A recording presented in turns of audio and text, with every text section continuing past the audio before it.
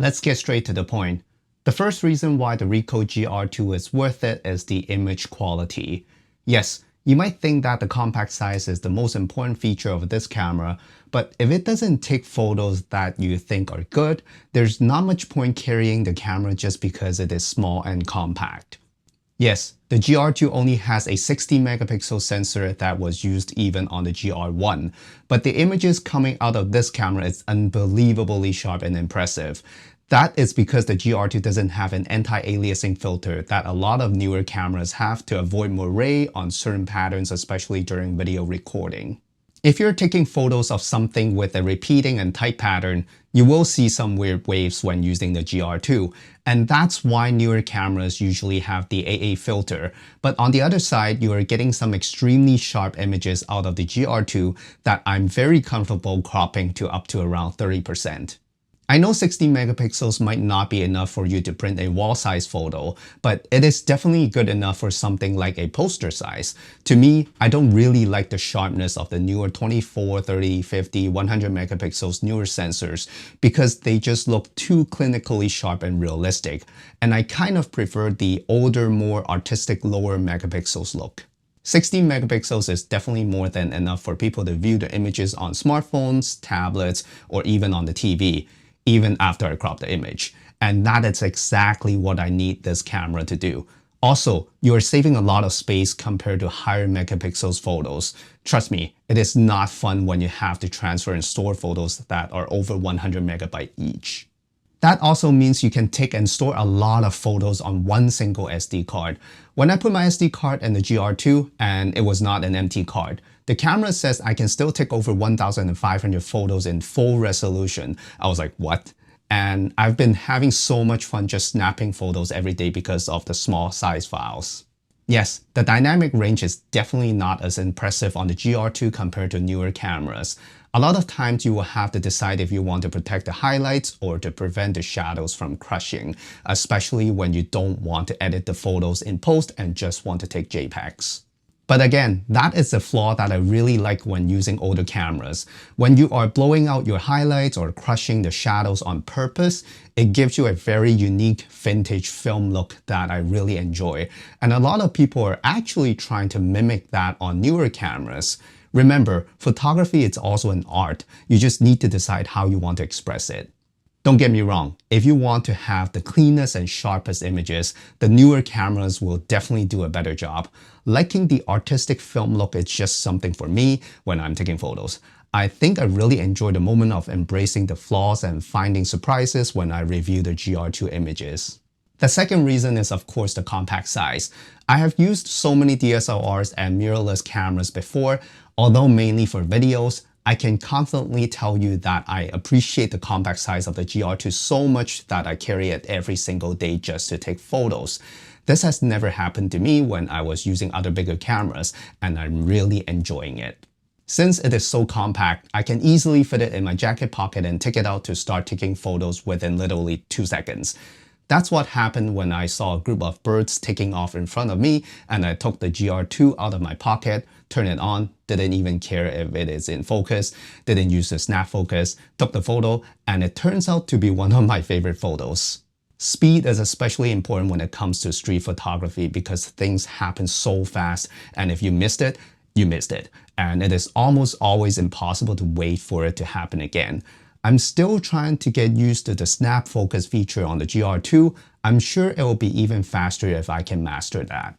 Besides being so compact, it is also super light, like unbelievably light. It is about the same weight as my iPhone 11 Pro Max. To me, weight is a very important factor because the lighter the setup, the more I can physically carry it and want to carry it all the time. If you feel tired just carrying your camera around, that might mean your setup is just too heavy to make you happy using it. But that's a very personal preference. Some people are happy carrying and using, let's say, a Canon R3 or a Nikon Z9 with a 70-200 lens every day just because those setups give them the images they want. So just try to balance the size and weight and image quality if that makes sense. I really enjoy using the light and compact GR2. The third reason is ease of use.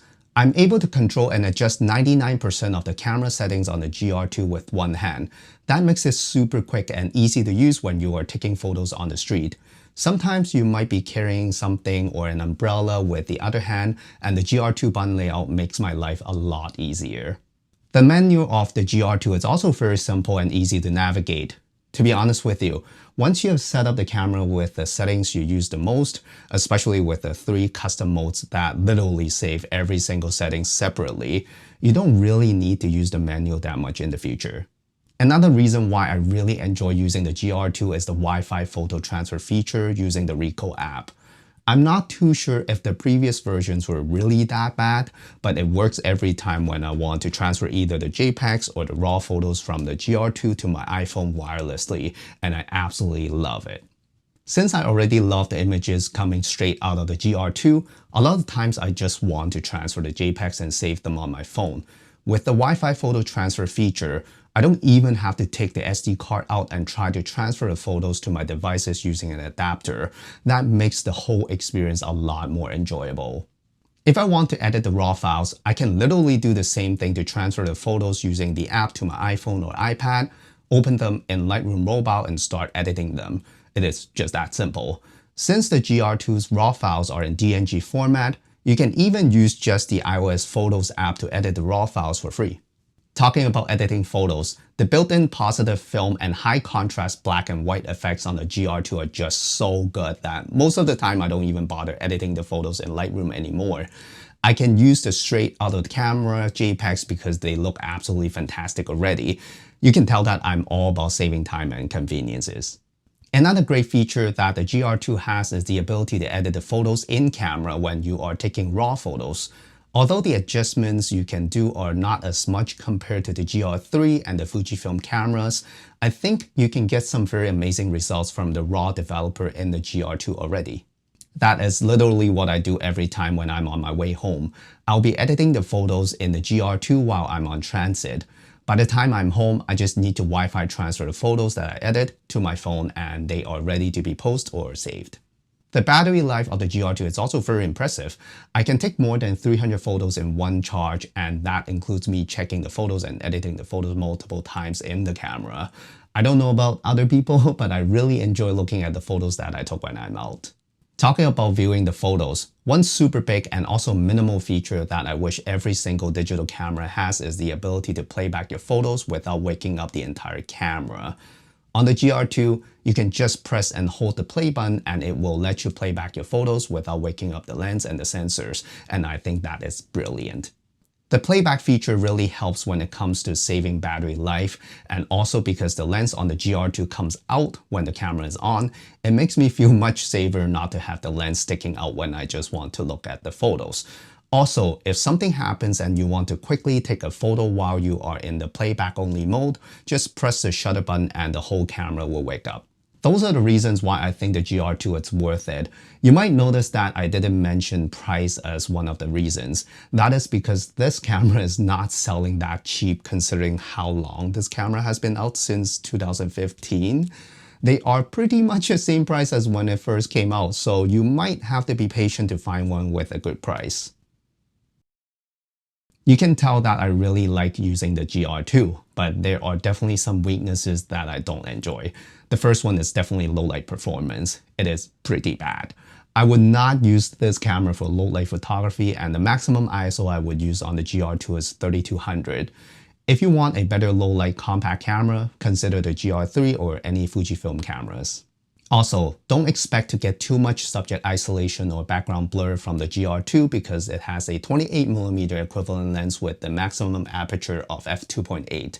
A lot of things will be in focus, but as I mentioned in my other videos, you don't have to blur everything out in the background all the time. It is just a creative choice. That's it. The GR2 is definitely my favorite everyday camera right now, and I can't wait to take more photos with it. I'll try to make another video talking about why I didn't get the GR3, the GR3X, or even the Leica Q2 instead. Hopefully you'll be interested. Stay tuned. Let us know what you think in the comment section below. What is your everyday carry camera? Thank you so much for watching, and I'll see you in the next one.